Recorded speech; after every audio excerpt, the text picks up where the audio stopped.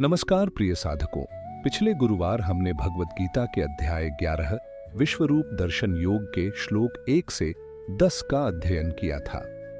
इन श्लोकों में अर्जुन ने भगवान श्री कृष्ण से विनम्रता पूर्वक उनके दिव्य विश्वरूप के दर्शन की प्रार्थना की और भगवान ने करुणा करके अर्जुन को दिव्य चक्षु प्रदान किए।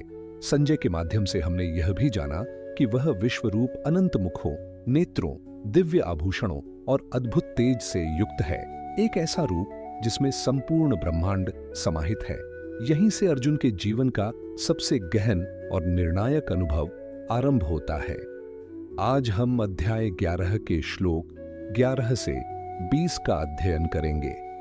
इन श्लोकों में अर्जुन भगवान के विराट रूप को और अधिक स्पष्टता से देखता है। उनका अनंत तेज, उनकी सर्वव्यापकता और वह दिव्यता जो सूर्य, अग्नि और चंद्रमा से भी अधिक प्रखर है। अर्जुन देखता है कि संपूर्ण सृष्टि, देवता, आर्षि, लोक, दिशाएं सब भगवान के भीतर स्थित हैं। यहां अर्जुन केवल दर्शन नहीं करता बल्कि परम सत्य को प्रत्यक्ष अनुभव करता है। श्लोक 11 दिव्यमाल्याम्बरधरम दिव्यगंधानुल्लेपनम सर्वाश्चर्यमयम देवमनंतम विश्वतोमुखम। भावार्थ, अर्जुन ने भगवान को दिव्य पुष्पमालाओं और वस्त्रों से अलंकृत, दिव्य सुगंधों से सुशोभित, समस्त आश्चर्यों से परिपूर्ण, अनंत और चारों दिशाओं में मुखों वाले रूप में देखा। स्पष्टीकरण, यहां अर्जुन केवल एक सौंदर्यपूर्ण रूप नहीं देख रहा बल्कि वह उस परम दिव्यता का अनुभव कर रहा है जो इंद्रियों से परे है। भगवान का यह विराट रूप यह दर्शाता है कि ईश्वर किसी एक रूप, दिशा या सीमा में बंधे नहीं हैं। उनकी सुगंध, वस्त्र और अलंकार दिव्य हैं, अर्थात यह सब भौतिक नहीं, आध्यात्मिक हैं। श्लोक 12 दिव्य सूर्य सहस्रस्य भवेद्युगपदुत्थिता यदि भा सदृशी सा स्याद् भासस्तस्य महात्मनः। भावार्थ, यदि आकाश में एक साथ हजारों सूर्य उदित हो जाए तो जो प्रकाश होगा वही उस महापुरुष भगवान के तेज के समान हो सकता है। स्पष्टीकरण, यह श्लोक भगवान के अतुलनीय तेज का वर्णन करता है। यह प्रकाश आंखों से देखा जाने वाला नहीं बल्कि चेतना को झकझोर देने वाला दिव्य प्रकाश है। यह बताता है कि भगवान की सत्ता केवल अंधकार मिटाने वाली नहीं बल्कि अज्ञान का पूर्ण नाश करने वाली है। श्लोक 13 तत्रैकस्थम जगत्कृत्स्नम प्रविभक्तम अनेकधा अपश्यत देवदेवस्य शरीरे पांडवस्थदा। भावार्थ, उस समय अर्जुन ने देवों के देव भगवान के शरीर में संपूर्ण ब्रह्मांड को अनेक रूपों में विभक्त होकर एक ही स्थान पर स्थित देखा। स्पष्टीकरण, यह श्लोक गीता के सबसे गहन रहस्यों में से एक है। अर्जुन देखता है कि संपूर्ण सृष्टि, देवता, मनुष्य, प्रकृति, काल सब कुछ भगवान के भीतर स्थित है। यह हमें सिखाता है कि हम ईश्वर में नहीं हैं बल्कि ईश्वर ही सब में है। श्लोक 14 तथा स विस्मयाविष्टो हृष्टरोमा धनंजय प्रणम्य शिरसा देवम कृतांजलिर्भाषत।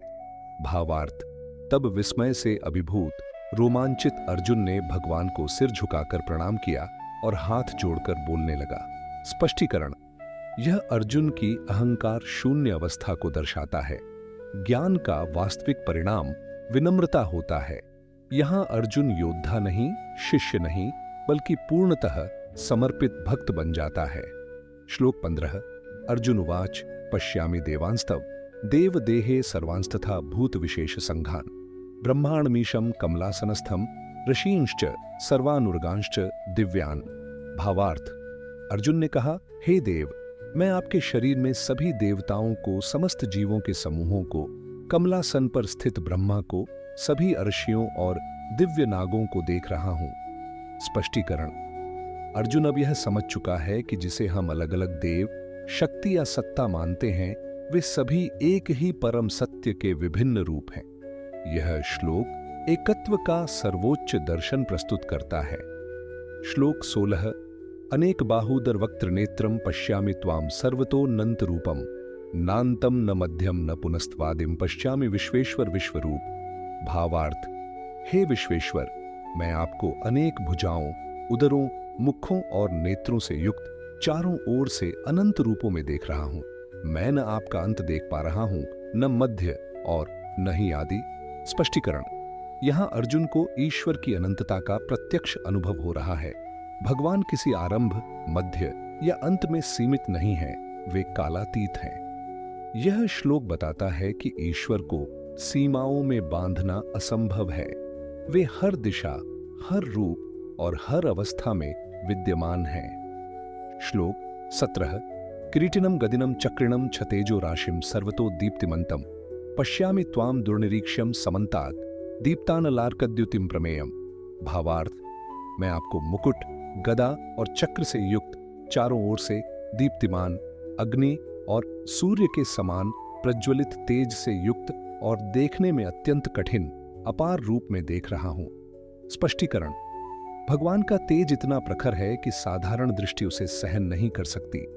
यह तेज केवल प्रकाश नहीं, बल्कि धर्म की शक्ति, सत्य का बल और अज्ञान विनाशक ऊर्जा है। यह हमें सिखाता है कि ईश्वर का वास्तविक स्वरूप केवल सौम्य ही नहीं, महाशक्तिशाली भी है। श्लोक 18। त्वमक्षरम परमं वेदितव्यम त्वमस्य विश्वस्य परम निधानम त्वमव्ययः शाश्वत धर्मगोप्ता सनातनस्त्वम पुरुषो मतो में। भावार्थ, आप ही जानने योग्य परम अक्षर ब्रह्म हैं। आप ही इस विश्व के परम आधार हैं। आप अविनाशी, शाश्वत धर्म के रक्षक और सनातन पुरुष हैं, ऐसा मेरा मत है। स्पष्टीकरण। यह श्लोक अर्जुन की पूर्ण आध्यात्मिक स्पष्टता को दर्शाता है। अब वह भगवान को केवल मित्र या सारथी नहीं, बल्कि परम सत्य, ब्रह्म और धर्म के संरक्षक के रूप में पहचानता है। यह श्लोक वेदांत का सार प्रस्तुत करता है। ईश्वर ही परम आश्रय है। श्लोक 19। अनादिमध्यांतमनंत वीर्यम अनंत बाहुम शशि सूर्य नेत्रम पश्यामि त्वाम दीप्तहुताश्वक्त्रम स्वतेजसा विश्वमिदम तपंतम। भावार्थ, मैं आपको आदि, मध्य और अंत से रहित, अनंत सामर्थ्य वाले, अनंत भुजाओं से युक्त सूर्य और चंद्र को नेत्र रूप में धारण किए हुए, अग्नि के समान मुखों वाले तथा अपने तेज से संपूर्ण विश्व को प्रकाशित करते हुए देख रहा हूं। स्पष्टीकरण। यहां भगवान को ब्रह्मांडीय चेतना के रूप में देखा गया है। सूर्य चंद्र नेत्र हैं, अर्थात प्रकृति के सभी नियम ईश्वर की दृष्टि में संचालित हैं। भगवान का तेज ही सृष्टि को जीवित, सक्रिय और प्रकाशित रखता है। श्लोक 20। ध्यावा पृथिव्योरिदमंतरम हि व्याप्तम त्वयैकेन दिशश्च सर्वा दृष्ट्वाद्भुतम रूपमुग्रम तवेदम लोकत्रयम प्रव्यथितम महात्मन।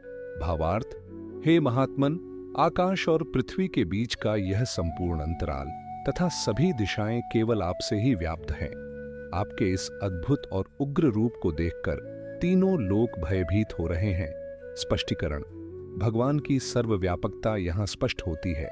यह रूप केवल सौम्य नहीं, बल्कि उग्र और परिवर्तनकारी भी है।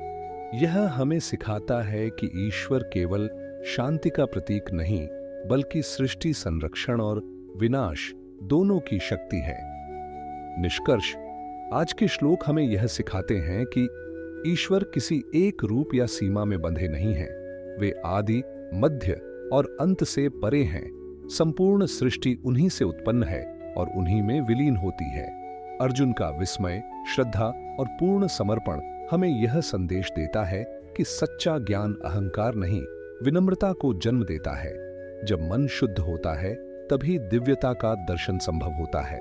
इन श्लोकों के माध्यम से गीता हमें यह बोध कराती है कि ईश्वर केवल पूजनीय नहीं, बल्कि सर्वव्यापी चेतना है।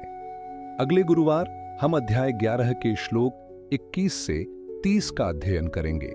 इन श्लोकों में अर्जुन भगवान के उग्र और काल रूप का दर्शन करेगा, जहां सृष्टि के विनाश और समय की अपरिहार्य शक्ति प्रकट होगी। यह भाग अत्यंत गंभीर, भावनात्मक और आत्मचिंतन से भरपूर है, जो हमें जीवन, मृत्यु और कर्म के सत्य से सीधे रूबरू कराएगा। अंत में, यदि यह ज्ञान उपयोगी लगा हो तो कृपया वीडियो को लाइक करें, चैनल को सब्सक्राइब करें और इसे अन्य साधकों तक पहुंचाएं। हरिओम तत्सत।